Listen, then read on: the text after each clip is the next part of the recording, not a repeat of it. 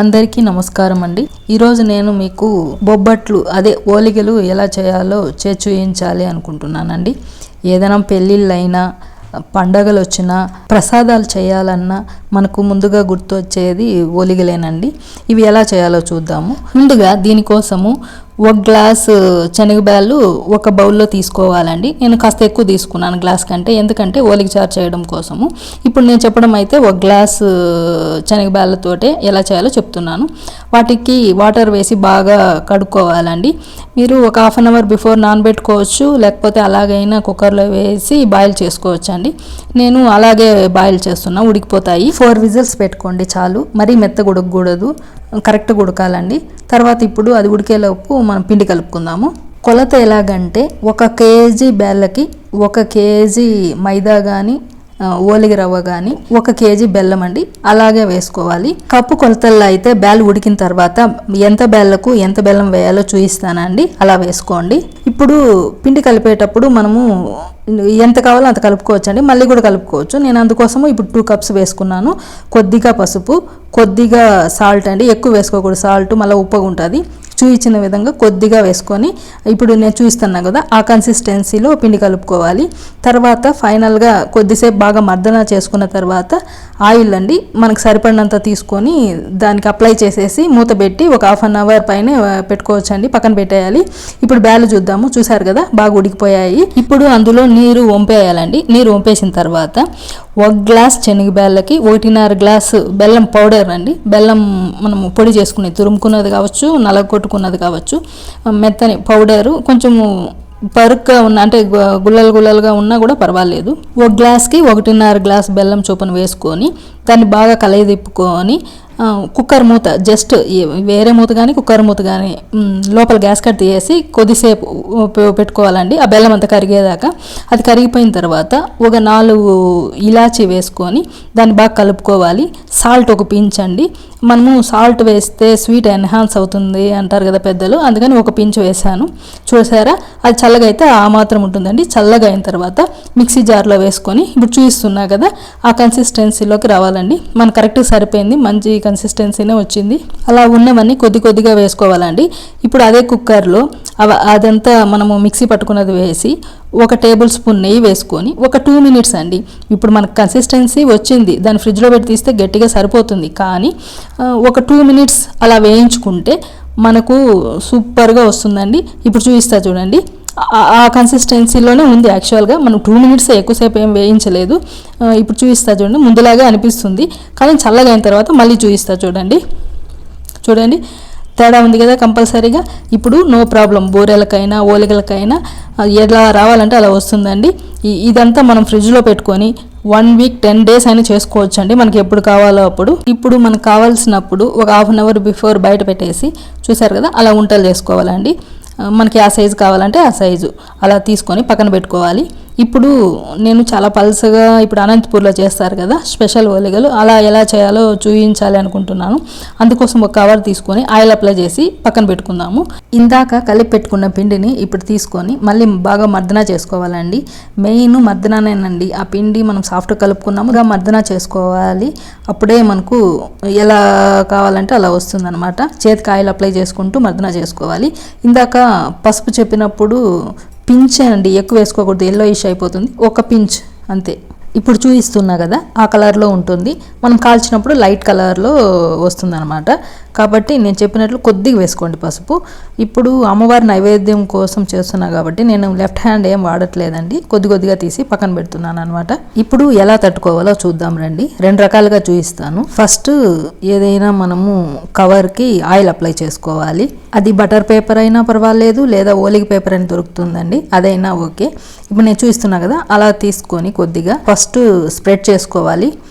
దాంట్లో ఇందాక మనము వంట చేసుకున్నాం కదా అది పెట్టుకొని స్టఫింగ్ దాన్ని కవర్ చేసేయాలి. ఇప్పుడు నేను చూపించిన విధంగా అలా కవర్ చేసి ఎక్స్ట్రాగా ఉన్నదాన్ని రిమూవ్ చేసేయాలండి, అలాగే ఉంచకూడదు, మందం ఎక్కువ అవుతుంది అనమాట. ఎంత ఎక్స్ట్రా వచ్చింటే అది రిమూవ్ చేసేసి దాన్ని చేతిలోకి తీసుకొని రౌండ్గా ఇప్పుడు నేను చెప్పిన విధంగా మీరు చేసుకుంటే ఏం ప్రాబ్లం ఉండదండి.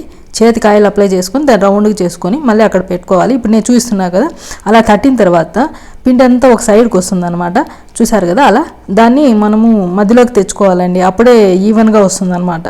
లేకపోతే లాస్ట్లో మందంగా పిండి మాత్రమే ఉంటుంది. అలా కాకుండా ఈవెన్గా ఉండాలి అంటే నేను చూపించిన విధంగా చేసుకోండి.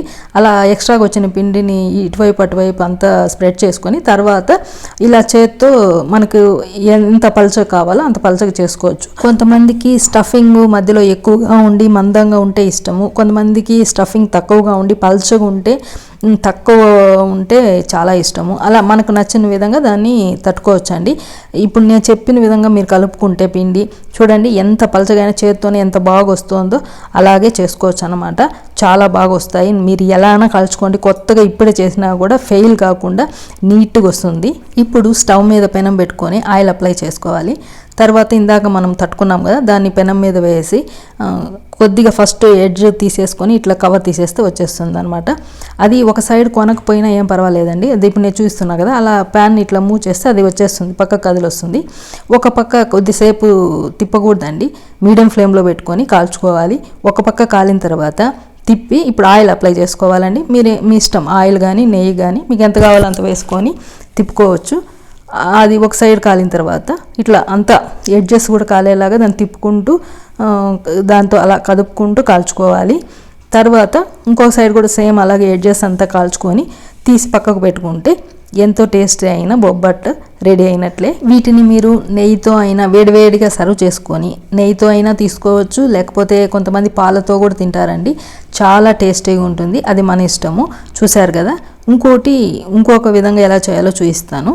ఇందాక మనము పిండిని స్ప్రెడ్ చేసిన విధంగానే స్ప్రెడ్ చేసుకొని దాంట్లో పూర్ణం పెట్టుకొని ఆ స్టఫింగ్ అంతా ఫుల్ క్లోజ్ అయ్యేలాగా పిండితో కవర్ చేసుకొని ఎక్స్ట్రాగా ఉన్న దాన్ని తీసేస్తే తర్వాత దాన్ని ఇందాక మనం ఎలా తట్టుకున్నామో అలాగే కొద్దిగా చిన్నగా తట్టుకోవాలి.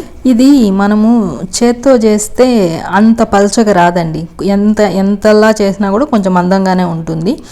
అలా పూర్ణం ఎక్కువగా ఇష్టపడే వాళ్ళు అలాగే చేసుకోవచ్చు. బట్ చాలా పలచగా కావాలి, తీపి తక్కువగా తినాలా అనుకున్న వాళ్ళు ఖచ్చితంగా ఇలా చేసుకోవచ్చు.